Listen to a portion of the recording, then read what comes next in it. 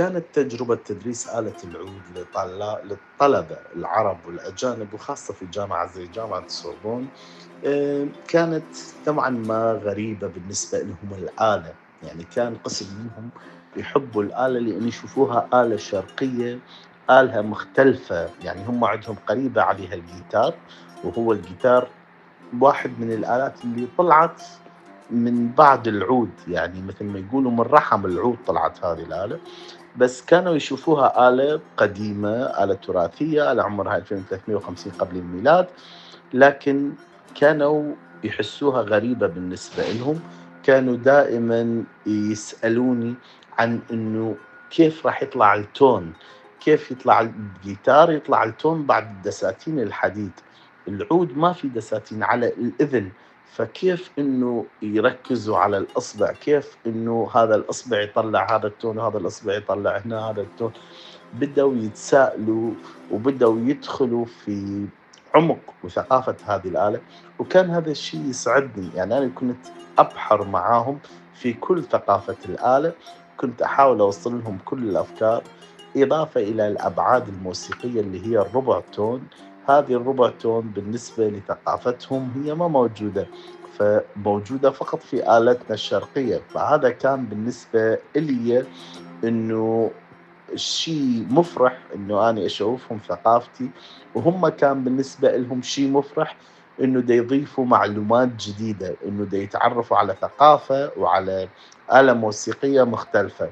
فكانوا دائما يسألوني أسئلة عن طريقة لعب الريشة، عن طريقة، لأنه طريقة لعب الريشة في ثقافتنا يختلف عن اللعب الريشة لآلة الجيتار، إضافة للأصابع، إضافة للتسلسل الأكاديمي للأصابع بالسلالم الموسيقية يختلف عن الآلات الأخرى.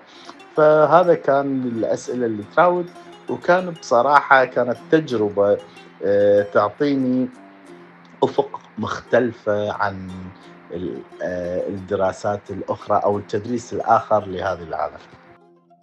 آه، هو كانت خطوة كبيرة جدا، يعني أني سيدي أوتار عربية، أني بديت ألف فيه من 2003، 2002 2003، لكن كل سنة أسمعه وأركنه، وكانوا يسمعوا أصدقائي وأصحاب الموسيقيين، لكن كانوا يجزموا على إنه أعمال جميلة، لكني كنت أحس إنه مش وصلت للنقطة اللي أنا قانع فيها.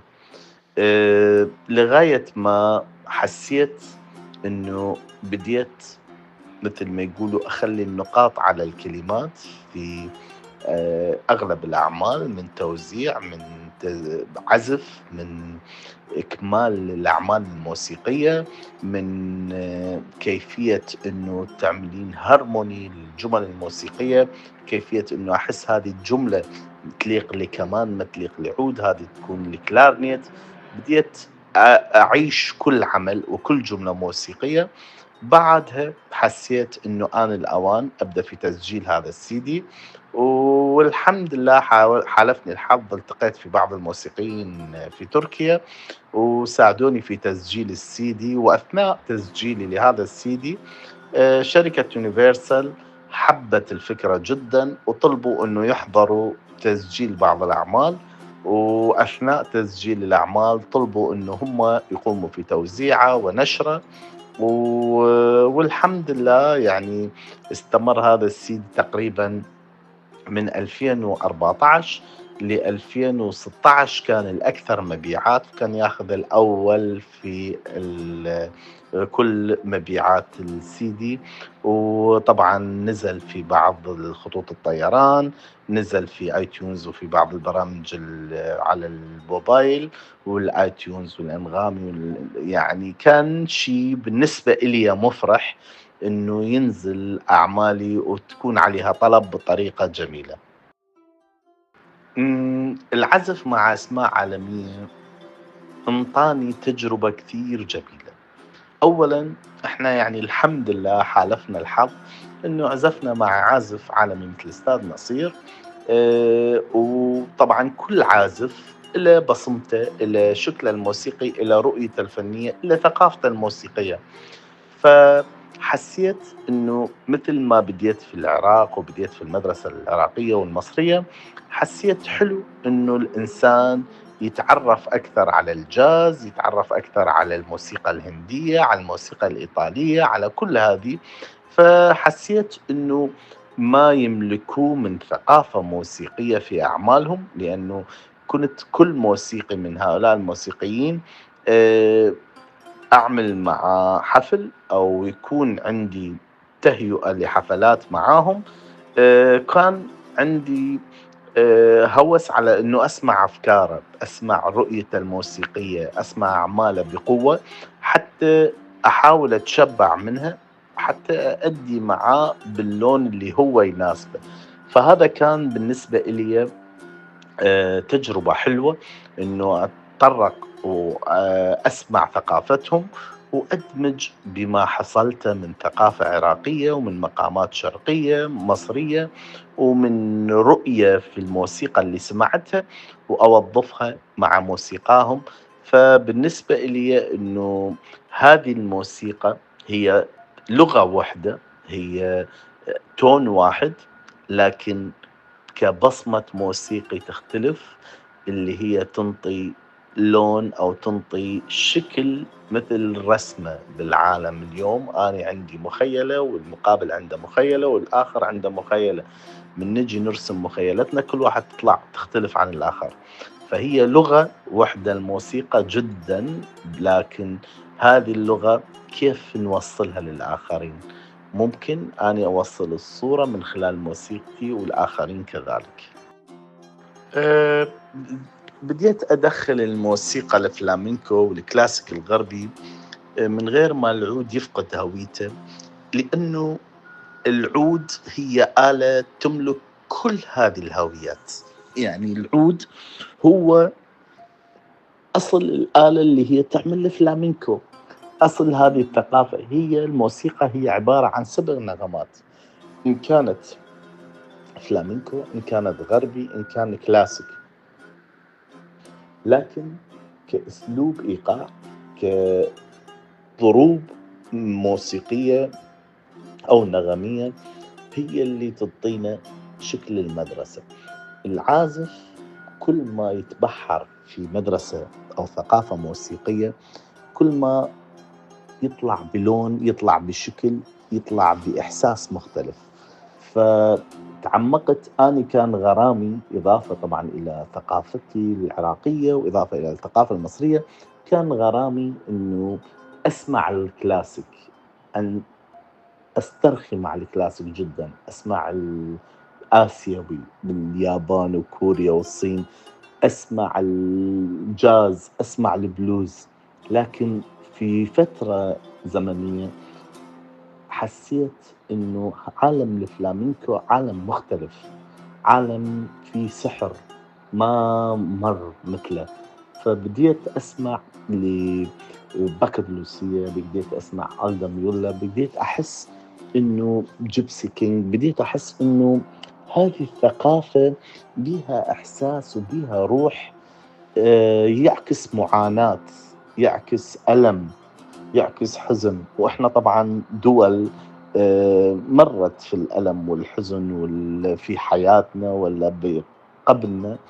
فحسيت في شيء يلمسني، فدخلت وياهم بعمق كبير وبديت أسمعهم بكثرة، وجمعت كل اسطوانات باكادلوسية، وجمعت جيبسي كينج، وجمعت ألدو ميولا، وجمعت كم من عازفين الجيتارات. بديت أكتشف إنه إلهم أحاسيس مختلفة، حاولت أسمعهم بقوة، وحاولت أوظف آلتي بثقافتها، بشخصيتها، بصوتها، لكن مع دمج أو مع بعض آه، تداخل النغمات اللي هي الفلامينكو بشكل غير جارح لنغماتنا الأصلية. والحمد لله بديت أسوي هذا الشكل بكثير من الحفلات، وكانت ردود الناس هي اللي تسعدني أكثر، إنه يشوفوا هوية آلة العود، لكنها تقدم بعض الأوقات أثناء العمل شكل بالفلامينكو أو شكل بالغربي أو شكل بالكلاسيك. في مسيرة أي موسيقي بيبقى في لحظات محتاج يختار بين الطريق السهل والطريق الصعب. إيه صعب إيه أصعب اختيار عملته وكان ليه تأثير حقيقي على مشوارك؟ بصراحة كان أصعب اختيار في مشواري الموسيقي عندما وصلت القاهرة. وصلت القاهرة بديت أحس إنه عالم الموسيقى عالم مش سهل، عالم صعب، عالم يلزم شغل دؤوب، يلزم تمرين متواصل، يلزم جهد، يلزم تكريس الحياة كلها مع الآلة، مع الثقافة الموسيقية، مع التطلعات. فكان عندي مفترق طرق كبير. كنت في ليلة من الليالي قررت إنه آخذ قرار في هذيك الليلة، يا أما بعد شهر أترك آلة العود وأرجع لبلدي وأمشي مشواري، أنا أسوي حفلات بسيطة على قدي كانت متواضعة، أو أتقن آلة العود وأوصل لمرحلة تكون تعكس ما أني أحسه. ففكرت بوقت وفكرت ودرست كل الجوانب. اكتشفت إنه أني بحاجة إلى إنه أدخل وأدرس آلة العود لمدة سنتين في بيت العود، وأتقن هذه الآلة وأحصل على النسبة الأكبر من جوانبها وأتخرج فيها. وقلت لو ما أتخرج فما حسيت حالي بعد هذه السنتين إنه أني أتممت هذه الآلة أو أتقنت نسبة كبيرة منها، فأفضل إنه أترك هذه الآلة وأرجع أكون حالي حال الإنسان العادي، معناها أني مش فنان ولا موسيقي ولا لي علاقة بهذا العالم. لكن الحمد لله بعد سنتين من الشغل الدؤوب والتمرين المتواصل والسماع وتكريس كل وقتي لهذه الآلة، آه، بديت بالتخرج ودخلت على إنه أبدأ أقدم حفلات وكونت فرق موسيقية في مصر.